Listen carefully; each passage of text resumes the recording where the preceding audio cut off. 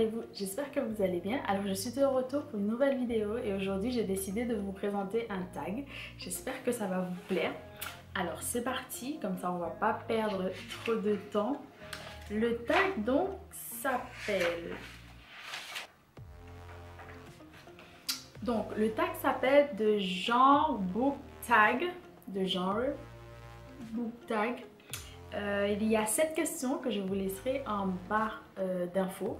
C'est un tag que j'ai vu sur la chaîne d'une youtubeuse que je vous mettrai en barre d'infos, que j'aime bien regarder. Et moi je vais commencer sans plus tarder. Donc on va parler de genre littéraire principalement.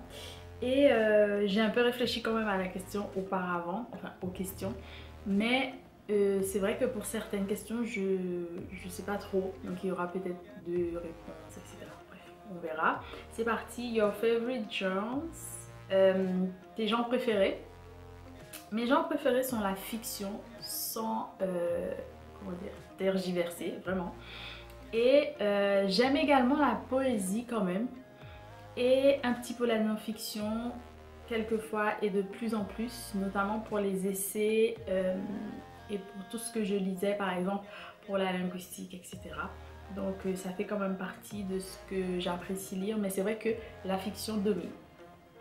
Deuxième question, le genre que j'apprécie le moins, ou les genres que j'apprécie le moins, ce serait les genres que j'apprécie le moins.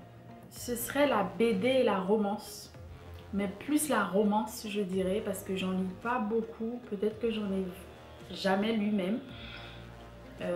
Je vais y remédier bien évidemment parce qu'il va falloir que je m'y mette pour voir un peu ce qu'on apprécie dans la romance. Mais c'est vrai que c'est pas quelque chose qui m'attire. Avant j'aurais dit aussi la BD, mais maintenant je crois que j'ai trouvé pas mal de BD qui m'ont attirée, notamment donc voilà, je dirais plutôt la romance. Donc on continue avec la question numéro 3. Un genre que tu aimerais essayer. Alors j'aimerais essayer tout ce qui est ésotérisme, mais pur et dur en fait. Parce que je crois que j'ai lu pas mal de choses où il y avait plusieurs genres insérés dedans. Mais c'était pas de l'ésotérisme pur et dur. Donc ça j'aimerais vraiment essayer. Et c'est quelque chose que j'essaie de travailler parce que je choisis très bien mes ouvrages avant, en amont. Parce que je trouve que c'est important également. Un genre que tu n'aimerais pas essayer. Alors j'ai pas mis de réponse ici parce que je pense que j'aimerais vraiment tout essayer et si ça me plaît pas je préfère soit laisser de côté ou faire autre chose en fait, lire autre chose ou revenir dessus lorsque je serai prête, parce que je pense que parfois on peut lire des choses qui ne nous plaisent pas ou qui ne correspondent pas à au moment. Donc du coup ça passe pas, mais j'avoue que je n'ai pas de genre que j'aimerais pas essayer, donc voilà. Mais si je devais jouer le jeu, même en jouant un jeu, je ne vois même pas quel genre que je n'aimerais vraiment pas essayer. Voilà. 5e question, un genre you're not sure about. Ben, un genre que tu sais pas vraiment si t'aimes, enfin c'est compliqué quoi. Je dirais le polar. Je suis pas très polar je pense. Je n'aime pas trop lire de polar, j'en ai pas beaucoup lu. Les seuls polars que j'ai lus et on va dire que j'ai apprécié, mais j'en ai pas lu beaucoup. Et de la littérature haïtienne, ce serait Gary Victor, il est connu quand même pour ses polars. Notamment dans 13 nouvelles vaudou que je vous mettrai ici, pour moi ça fait un peu partie des nouvelles un peu style polar quelquefois, avec une intrigue et tout, même si on parle de tout ce qui est un peu plus vaudou et tout, mais je le classe un peu dans le polar. C'est pas un genre qui me plaît beaucoup. Je n'aime pas forcément lire qui a fait ci, pourquoi et tout, parce que ça je suis déçue dans le sens où ça me fait passer un peu partout. j'aime plutôt regarder ça à la télé. Et parce que parfois je me dis, ben, c'est clair que c'est un tel qui l'a fait. En fait, j'ai pas de surprise peut-être, ou je sais pas. Donc le polar, c'est l'un de ces genres que je suis pas, voilà, I'm not sure about. Un genre blend you love. Un genre un peu hybride, ce serait l'autofiction. J'aime beaucoup l'autofiction parce qu'on s'appuie sur du coup la vie de quelqu'un ou autre, mais c'est biaisé dans un sens parce que c'est romancé la plupart du temps, où le format permet que ce soit de la fiction et pas que de l'autobiographie, etc. Donc j'aime bien ça, l'autofiction, c'est vraiment quelque chose que j'aime beaucoup. Tous les ouvrages d'autofiction que j'ai pu lire ne m'ont pas forcément plu, mais c'est un genre que j'aime beaucoup. Et septième et dernière question, genre defying book. Donc on va dire, est-ce que je peux vous montrer un ouvrage qui est un peu multigenre?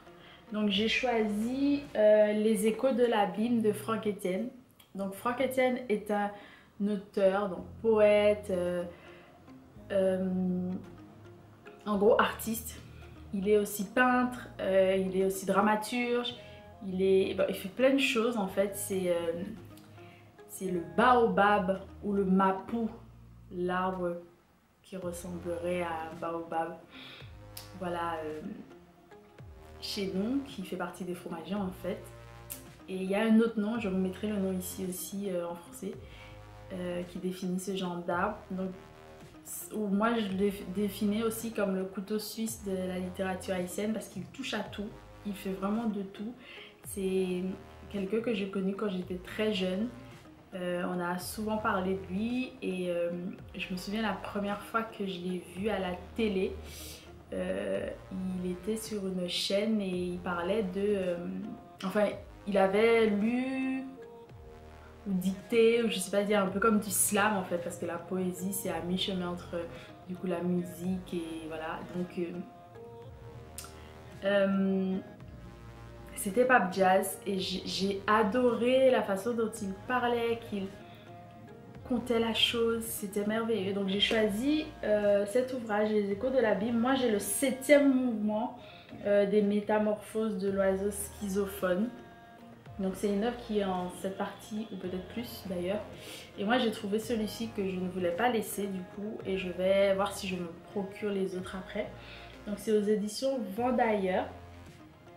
Et il faut savoir que Franck Etienne a créé quelque chose qui s'appelle le spiralisme. C'est un mouvement qui parle d'un perpétuel retour et un peu de, comment dire, d'un enchaînement, d'un embrigadement, on va dire, dans ses écrits. C'est très beau. J'ai commencé à le lire, je suis là. En fait, ce sont des choses que je lis de temps en temps pour me replonger dans cet univers qui m'est un peu admiratif parce que je trouve que c'est un travail immense et très beau. Je vais vous lire un petit passage de la page... D'habitude, je vous lis la page 29. Donc, je vais vous lire la page 29. Ça fait longtemps d'ailleurs que je ne vous ai pas réalisé de page 29. Je pense que ça va revenir. Je vais vous lire donc la page 29. Qui est juste ici, et j'espère du coup que ça va vous plaire.